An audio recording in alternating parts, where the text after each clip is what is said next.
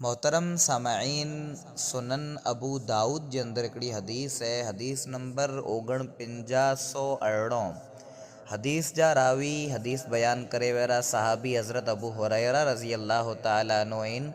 वो बयान कई था जे नबी सल्लल्लाहु अलैहि वसल्लम इरशाद फरमायो, अल मुमिनु मिरआतुल मुमिन, जे हिकिड़ो ईमान वारो हिकिड़ो मुसलमान ॿिए मुसलमान ला करे आईने वांगुरु आहे, आरीसे वांगुरु आहे। पाण आरीसे साम्हूं उभियूं त आरीसो पंहिंजे अंदरि जेको खामियूं रहियूं बुराइयूं रहियूं उहो पाण खे बयानु करे।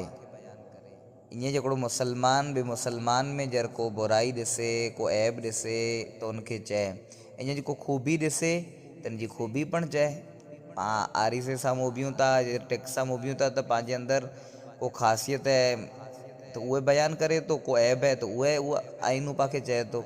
ईअं पाण आरीसे साम्हूं जर उभियूं था तैरज आरीसो पाण खे पंहिंजी खामी या खूबी बयानु करे थो।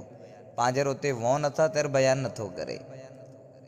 ईअं आईनू जेको रहियो, आरीसो जेको रहियो, उन साम्हूं केरु भले फ़क़ीर उभी रहे या अमीर बादशाह उभी रहे, उन साम्हूं पण उनजी जेकी पण ॻाल्हियूं रहियूं बयानु करे थो। यानी आईनू ॿई आईने जी खूबी इहा आहे, जेतिरी खामी वेहे थी या जेतिरी खूबी वेहे थी ओतिरी बयानु करे थो पाण साम्हूं।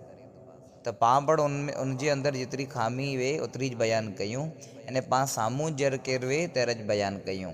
पोइ अॻियां नबी सल्लल्लाहु अलैहि वसल्लम फरमायो, वल मुमिनु अखुल मुमिन, हिकिड़ो ईमान वारो ॿिए ईमान वारे लाइ करे भाउ वांगुरु आहे। मुसलमान भाउ आहिनि पिंड में, त हाणे कुर कंदो ई पिंड जे भाउ लाइ करे यकुफ़ अलैहि ज़ैअतहू, ॿिए मुसलमान जे माल जो नुक़सानु थी थो उते बचाव करे थो, हुनजे माल खे बचाए थो। व यहूतुहू मिन वराइही, ने कंहिं मुसलमान जी जरा गीबत थी थी, किथे बुराई थी थी त उते दिफ़ा करे थो, बचाव करे थो, जे भई आई जेको हिन जूं हे अहिड़ियूं खामियूं बयानु कयो पिया, माण्हू ख़ासो पण आहे, ख़ासियतूं पण आहिनि, कुला हिन जूं खामियूं बयानु कयो था, कुला हिन जी गिला कयो था, उते अहिड़ियूं ॻाल्हियूं चए थो। पंहिंजे अंदरि हे खूबियूं आहिनि या न आहिनि, अॼु पाण हर को इंसानु पंहिंजे खे निहारे की न।